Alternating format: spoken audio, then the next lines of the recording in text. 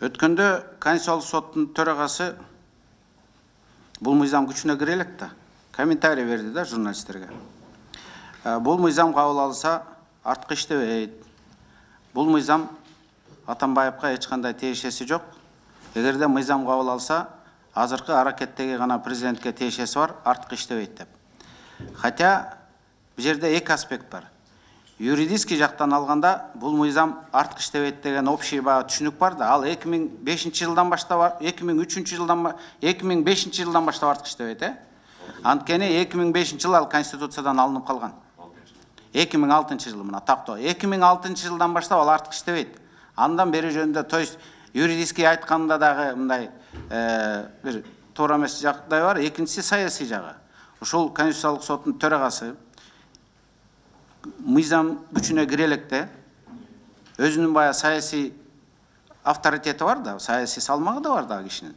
Ошону кыянаттык кылып ушинтип айтканга туурабы, туура эмеспи деген саясий баа бар да. Ошого мына өзү келген жок. Өзүнө берип, өзүнөн жогу унуксак болот эле. Бирок бул жерде юстиция министри отурат. Ушу мен юстиция министринен сурайт элем да, сиз кандай деп эсептейсиз? Ушул туурабы же туура эмеспи? Конституциялык соттун төрагасынын ушинтип айтканы. Бул мыйзам долбоору Конституцияга ылайык келтирилип атат.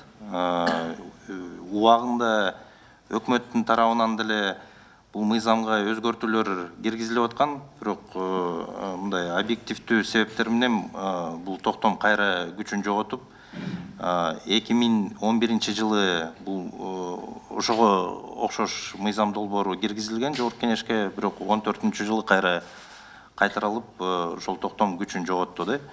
Мен ойлойм, бул Конституцияга ылайык келтирилип атат, бuyakta маселе жок деп. Жок, сиз айтсаңыз, мен эми ал суроону айткан жокмун да.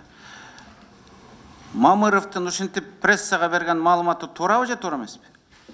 Мыйзамга дал келеби? Конституциялык соттун төрагасы ал бир катардагы эксперт же юрист эмес да, Конституциялык соттун төрагасы. Эртең ушул Конституция боюнча бир пикири болсо, именно сотко барып тиет. Ошо киши карап, ошо киши чечим оглашать этет. А бул заранее кандай чечим болоорун пикирин айтып таңуулагандай сезилген жок. Ошо жөнүндө суроо бердим. Мында бар же жок десеңиз, башка жакка кетип калбай. Ал сөздү укпаптырмын. Мыйзам боюнча Конституциялык палатанын соттору эгерде каралып атса, бир мыйзам Конституциялык палата производстводо болсо, ошондо комментарий бере албайт. Ошондо эле. Демек,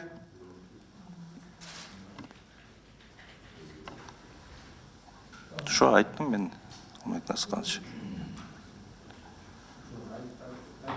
Туура кылдыбы, туура эмес кылдыбы? Эмнеге мындай баарыңар жалтаңсыңар? Силерди атып салабы, же кесибиеби? Мына мен айтып атам, Мамыров туура эмес кылды деп атам.